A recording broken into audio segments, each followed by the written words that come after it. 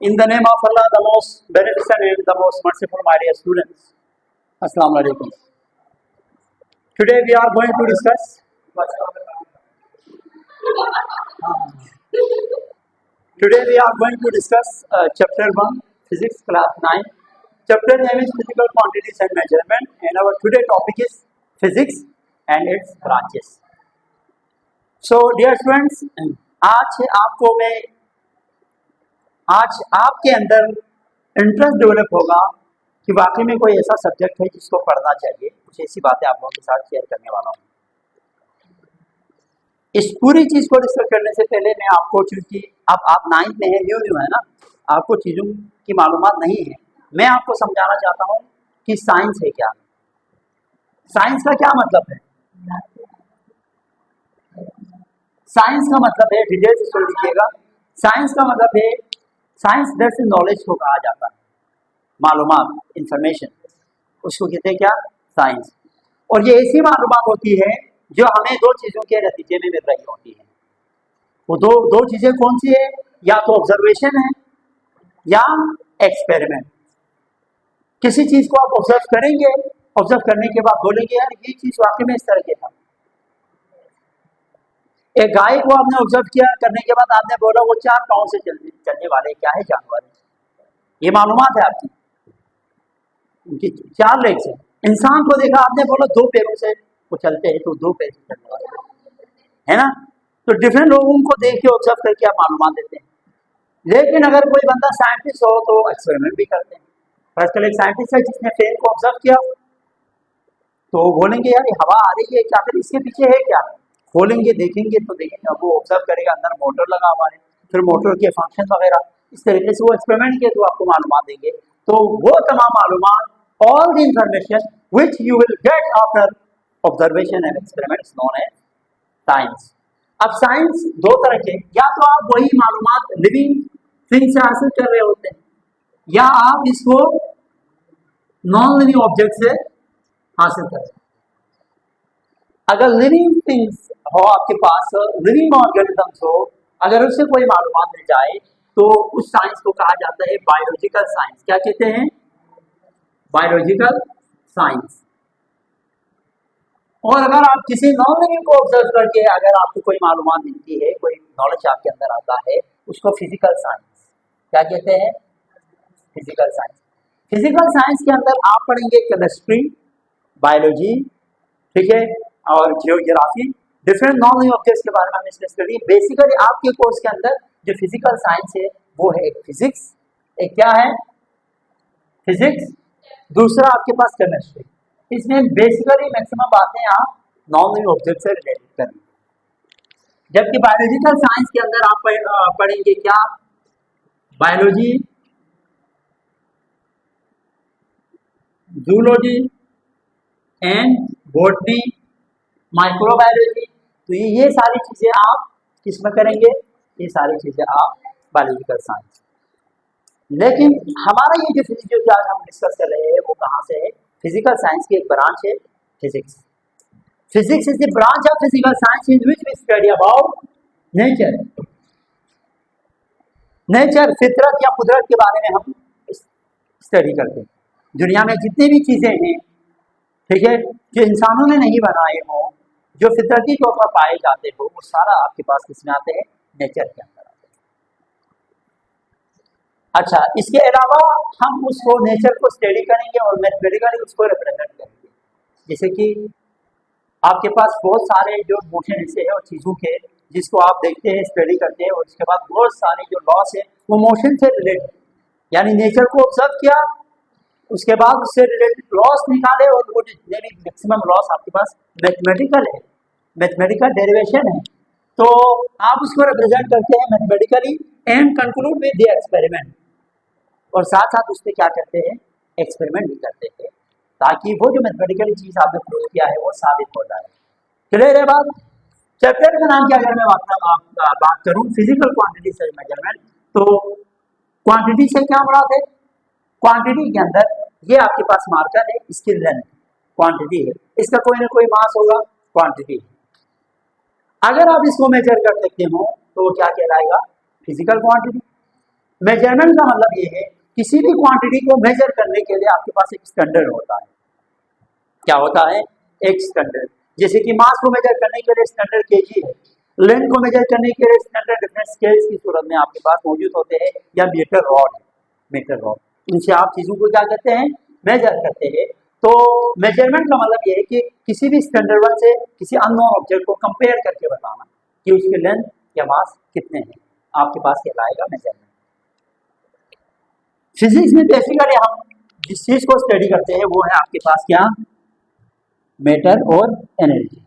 Matter का मतलब ये है वो तमाम चीज जिसका कोई ना कोई क्या हो, वजन हो, और वो जगह जगह घेरते हैं। अभी यही एक मार्कर ले ले तो ये जगह घेरते हैं और इसका कोई ना कोई वजन है, तो वो आपके पास क्या कहलाएगा? मैटर है। और एनर्जी से क्या मुराद है? अगर किसी भी चीज के अंदर वर्क डन करने की कुव्वत आ जाए, एनर्जी से एबिलिटी टू डू वर्क। मेरे हाथ के अंदर ये कुव्वत है कि मैं इस मार्कर को उठा के दूसरी जगह पे रख सकता हूँ। अब इसका मतलब है मेरे हाथ में एनर्जी है। मेरे हाथ में क्या है? एनर्जी। किसी भी चीज के अंदर जब एनर्जी होती है तो वो वर्क डन करता है। वर्क डन से क्या बनाते हैं? किसी दूसरी चीज के जो है ना उस पर फोर्स लगा के उसको डिस्प्लेस करते हैं, आगे करते हैं, डिस्टेंस ट्रेवल कराते हैं उसमें। तो काम करने की, किसी भी चीज के अंदर अगर काम करने की सलाहियत हो तो उस सलाहियत को क्या कहते हैं? एनर्जी। एनर्जी एक सलाहियत का नाम। बात क्लियर है? तो पूरी फिजिक्स के अंदर हम मैटर और एनर्जी की स्टडी करें। कौन सी बात नहीं समझ? एनर्जी समझ में नहीं आया जब आपकी तवज्जो यहाँ नहीं थी ना। मैटर से मुराद, दोबारा सुन ले, एक दफा दोबारा सुन ले। मैटर से मुराद वो तमाम चीज जिसका मास हो कोई नहीं कोई, और जो कहीं पे रखें तो जगह घेरे, वो हमारे पास क्या कहलाएगा? मैटर। और उसकी हम स्टडी करेंगे फिजिक्स में, और आज फिजिक्स में जिस चीज की हम स्टडी करते हैं। और एनर्जी का क्या मतलब है? एनर्जी का मतलब ये है, एनर्जी का क्या मतलब है? सही है यार। एनर्जी का मतलब क्या है? एनर्जी का मतलब ये है किसी भी बॉडी के अंदर, किसी भी बॉडी के अंदर काम करने की सलाहियत हो। मेरे हाथ यहाँ से शट हो जाए फिर खत्म, इसमें एनर्जी खत्म। इसका मतलब है इसमें क्या? एनर्जी। अभी मेरे हाथ में एनर्जी है तो ये हाथ काम कर सकते हैं।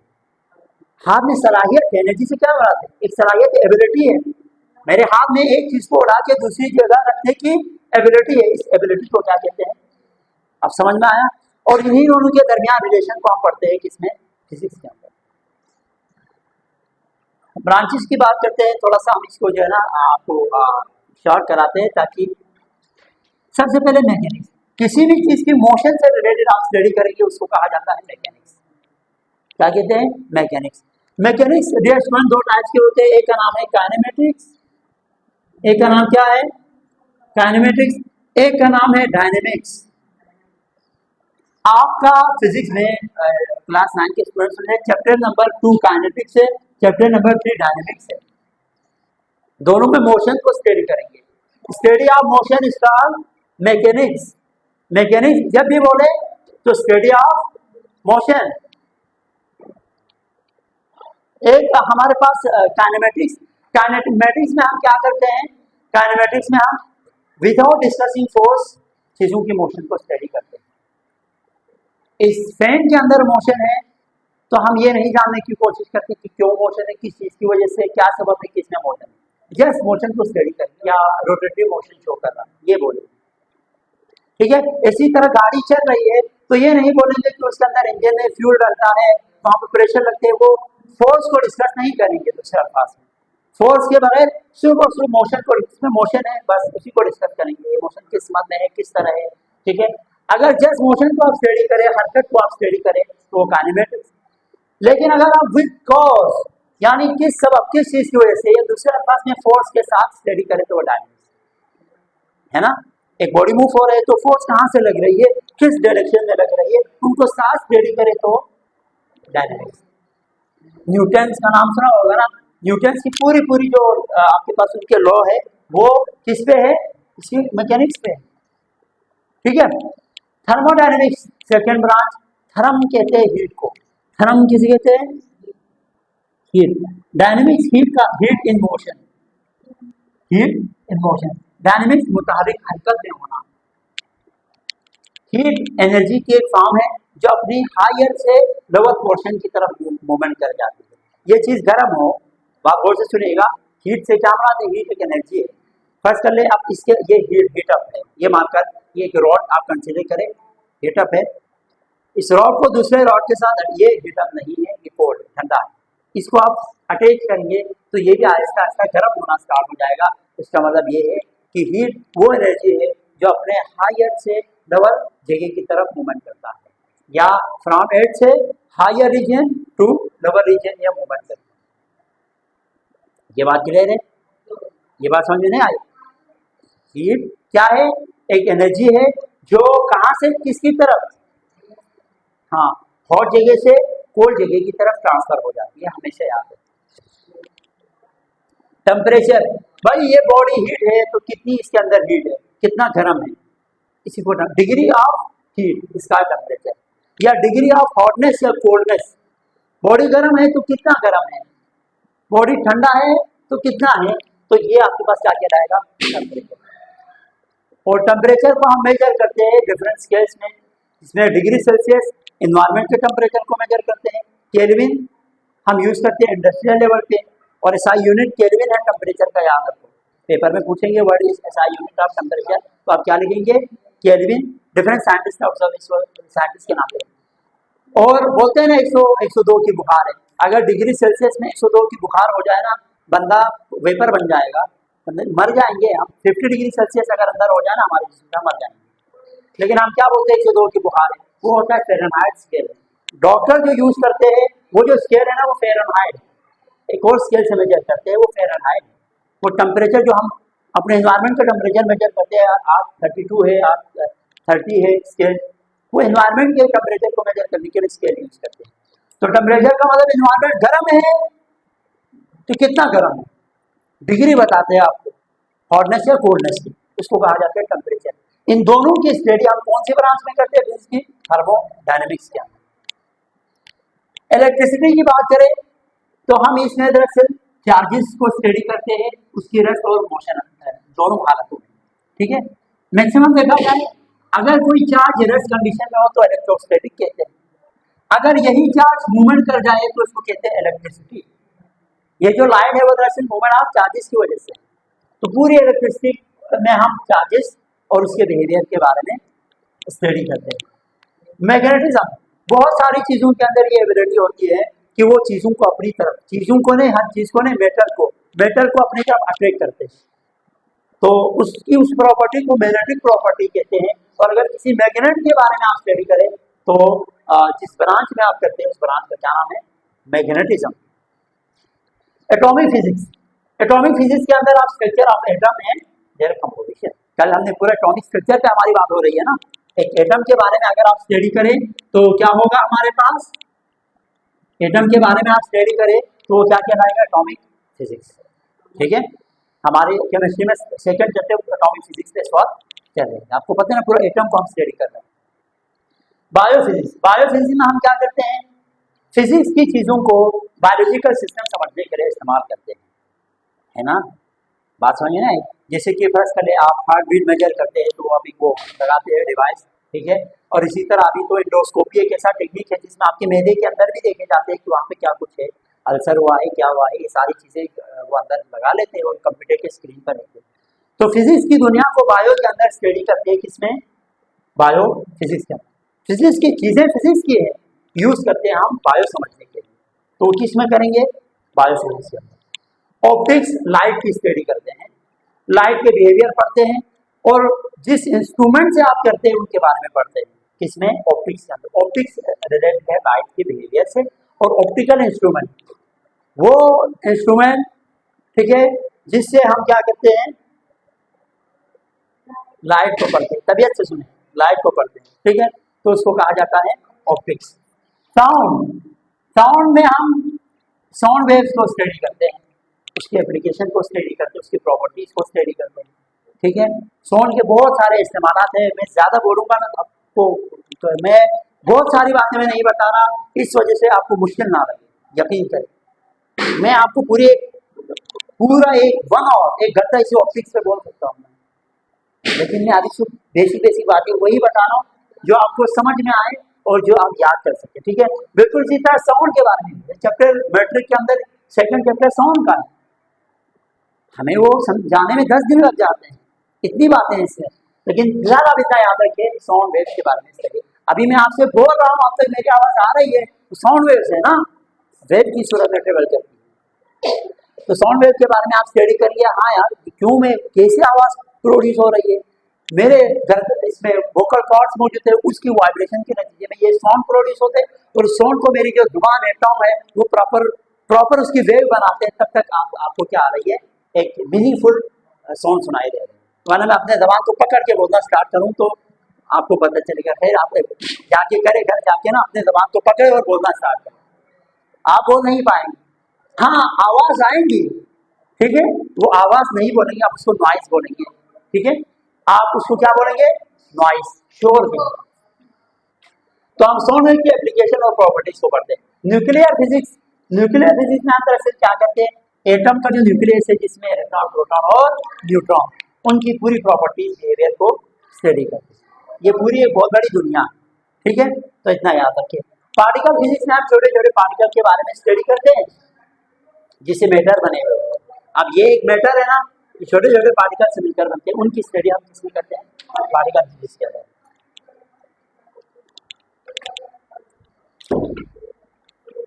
एस्ट्रोफिजिक्स में हम आसमानी चीजों के बारे में स्टडी करते हैं, और यहाँ पे सेलेस्टियल लिखा होगा।